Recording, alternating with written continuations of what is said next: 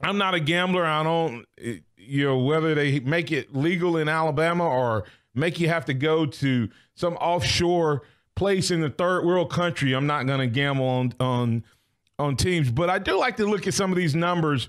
And coming out of Vegas, the expert Brian Edwards told SEC Country that Nick Saban's teams, listen to this, James, in 10 games, 10 out of 12 games in the regular season, you want to know how many points Alabama's favored by?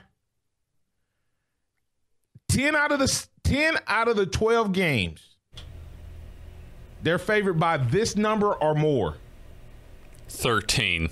Higher. 17. 17. Alabama's favored by 17 points or more in all but 2 games. The 2 games that they're not favored by 17 is LSU by 8 and Auburn by 10.5. We're coming. And LSU is coming. We're coming. We ain't backing down.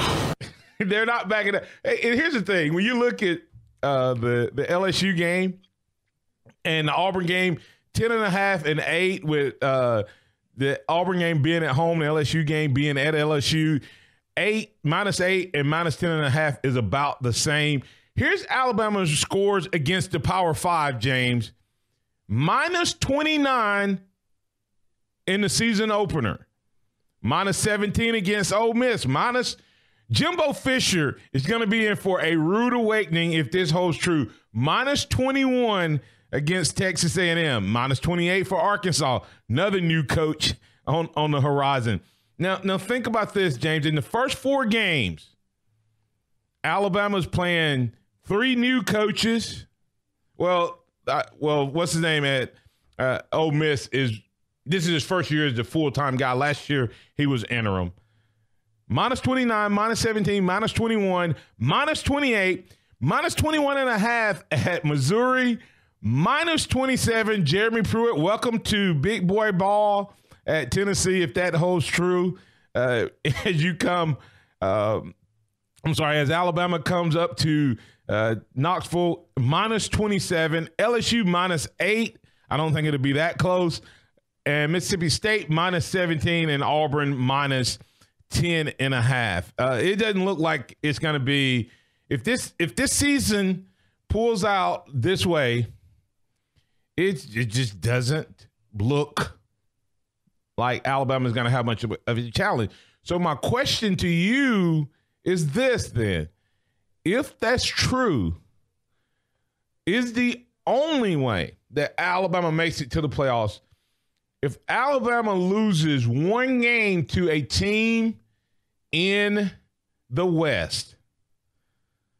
It would be can Alabama afford to lose a game with this schedule?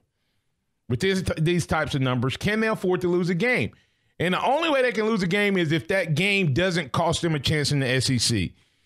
This team has 0 chance, in my opinion, of making it into the college football playoffs unless everyone else has a really bad season.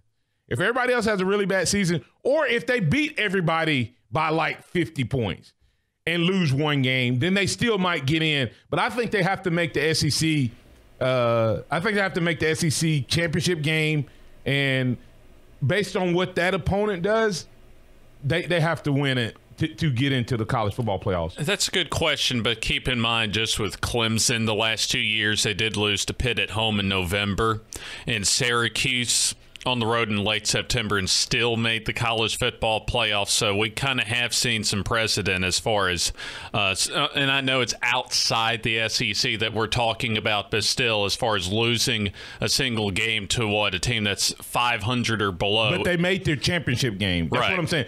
I'm saying Alabama, the only way Alabama can afford – last year won't be repeated. If Alabama loses and doesn't make the SEC championship game, I don't think they get in. And if they can have any reason not to put Alabama in, they will. But an SEC champ is getting in if they only have 1 loss. But it's just really based on who Alabama loses to. It's possible that they could lose to a team that only loses 1 game, and in that head-to-head, it would be Alabama versus that team. That team gets in, I think Alabama's out. But